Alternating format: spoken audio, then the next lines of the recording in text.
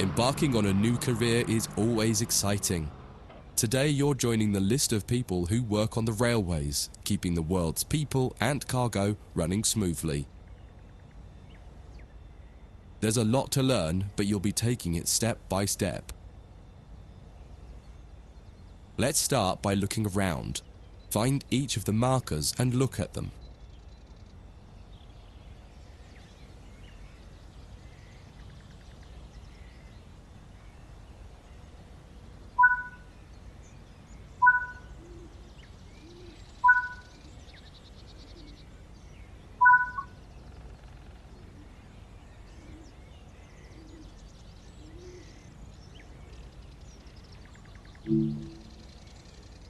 Before you get to the trains, take a quick tour of the facility here and learn the basics of moving around on foot.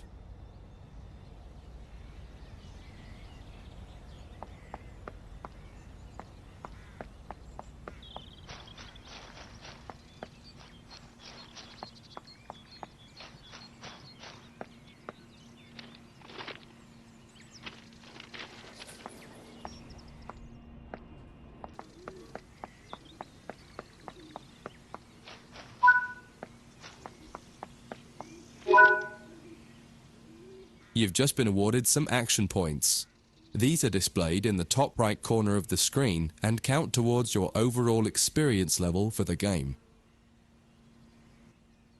This is one of the many route tasks you can discover. Keep an eye out for other tasks that will ask you to place, collect, or fix a variety of things. Head into the main building to continue. Walk over to the waiting area on the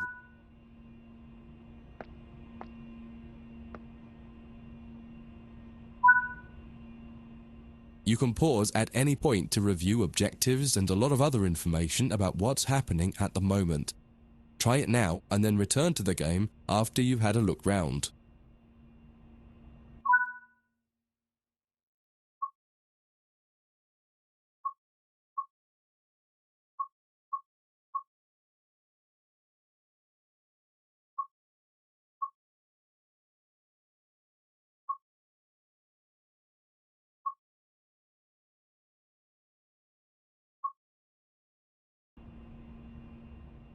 Now that you've covered some of the basics of moving around and interacting with the environment, let's take a walk through the building and find the trains.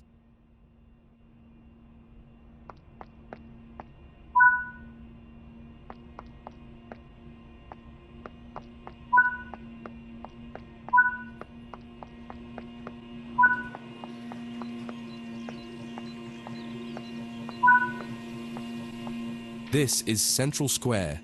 From here you can explore the main training centre depot and surrounding yards. Your journey operating trains is just getting started here at the training centre. Remember, you can always come back here from the main menu to refresh your knowledge if you're unsure about anything.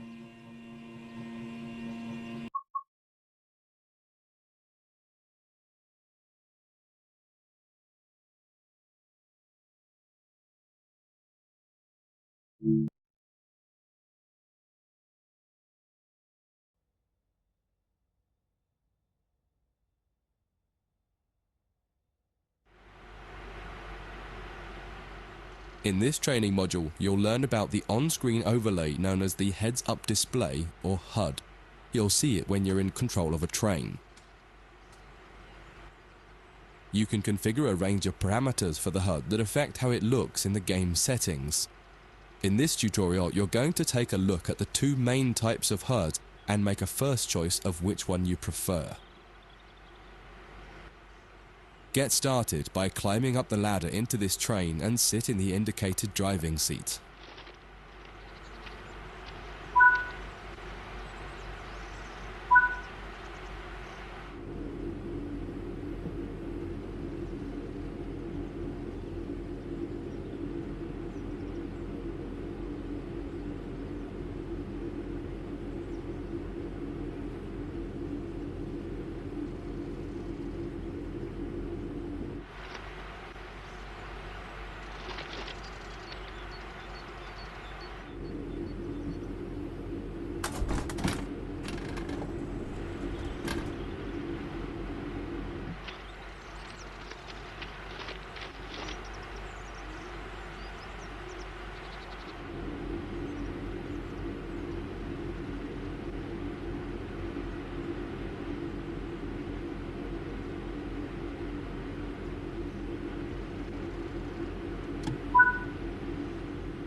Welcome to the most important seat in the train.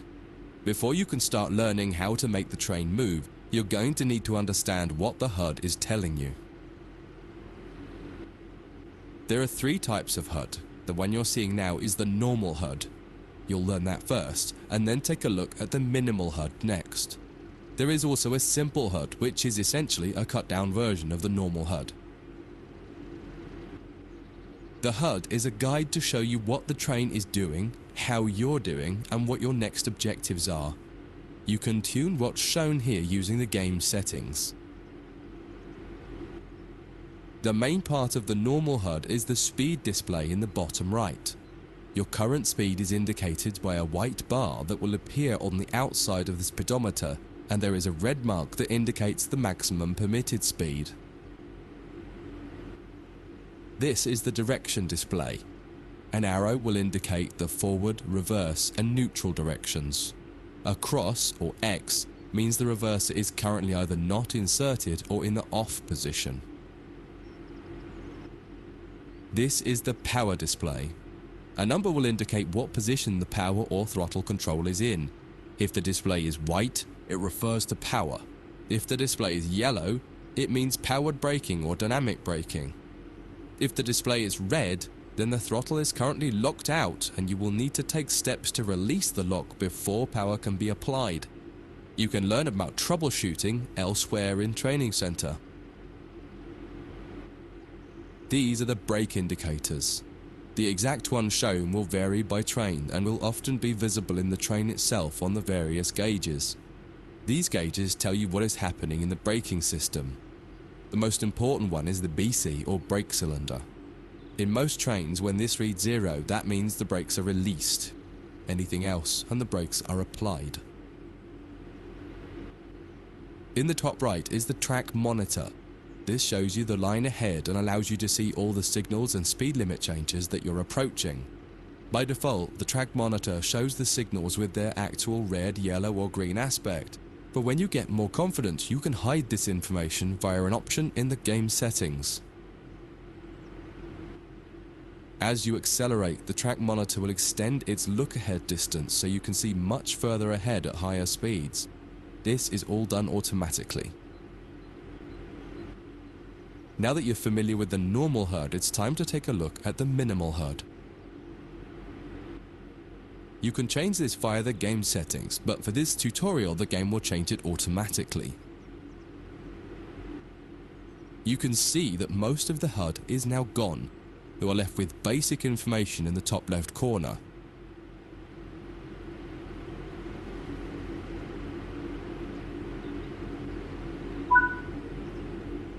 The minimal HUD immerses you in the experience of driving the train. Use the train's real gauges as much as possible. In the top left corner, you will see the information about your next objective and some limited information about what the train's doing, such as your current speed, the speed limit, and the gradient. Use the game settings to add and remove information from the minimal HUD. With less information, you'll find driving more challenging, but also more immersive and rewarding. Experienced players might prefer the minimal HUD, especially when driving from the cab view. The normal HUD is ideal for newcomers or anyone who wants to drive from an external camera. You can switch HUDs in game settings. Do you want to start with the normal HUD or minimal HUD?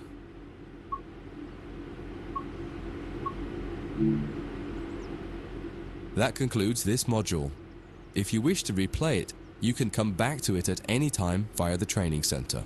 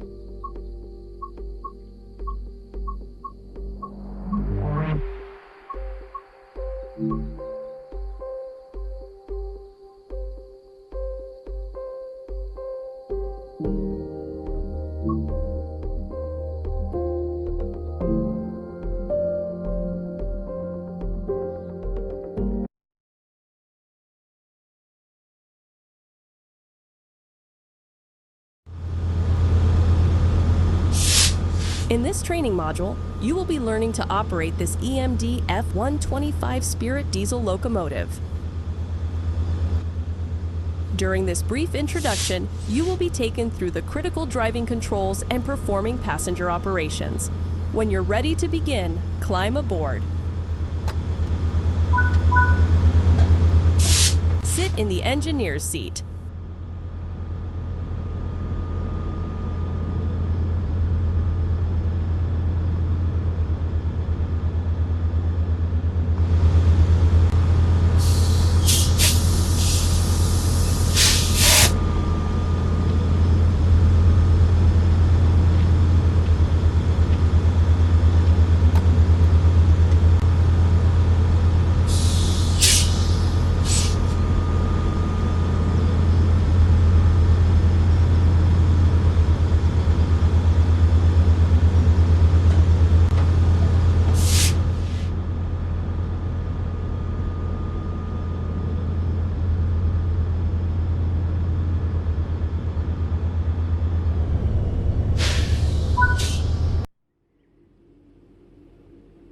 In this training module, you're going to learn how to make a train move and then bring it to a stop. For this exercise, you'll be using a British Class 323 electric multiple unit. It's a great train to get started with as the controls are quite straightforward. This module will get you used to the feel of the train and its controls. While many trains have different controls and are operated in different ways, there are basically always three controls that are common and are required to move the train. The reverser chooses the direction you're going to move in. It often has four positions: off, forward, neutral, and reverse. The brakes are used to slow or stop the train. There are potentially multiple braking systems you can find in different trains, and you can read more about that in other sections of the training center. For now, the Class 323 has a very simple braking system. The throttle controls how fast the train accelerates. In this train, the throttle and brakes are controlled by a combined power and brake handle. Moving the handle in one direction will apply power. The middle position is neutral and does nothing, and then the other range applies the brakes. You will find in some other trains that the throttle and brakes are on separate handles. Before you go any further, set the headlights for daytime running and ensure the tail lights are off.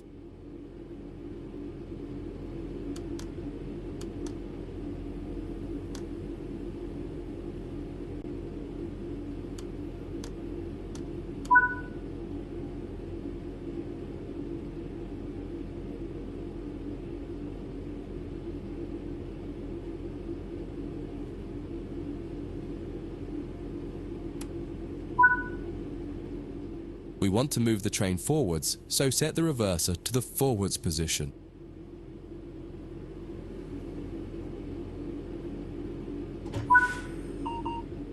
Now pull the combined power and brake handle towards you to release the brakes and apply power.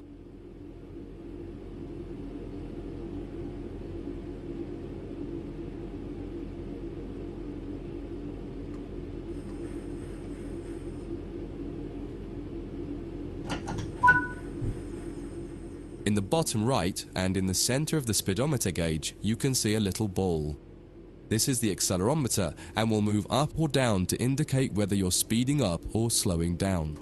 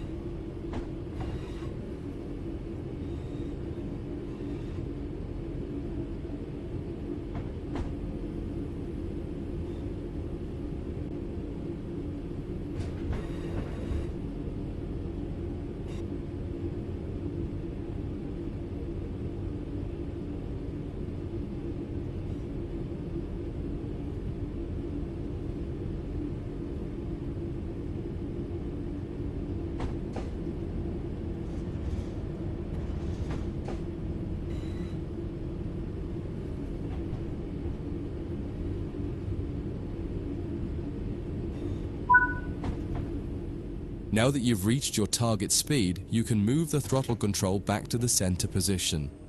The train will then coast on level ground and only slow down very gradually.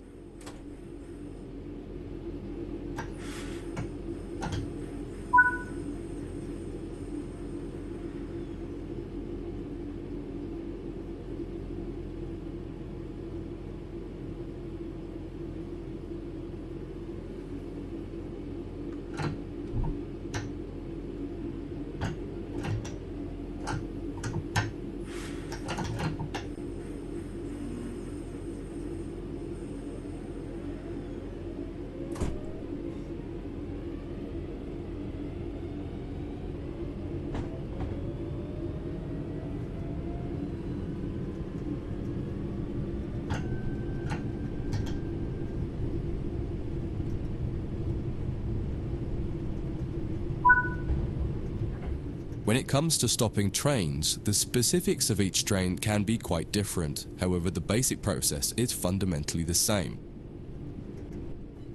Bring this train to a complete stop by moving the power brake handle into the braking range.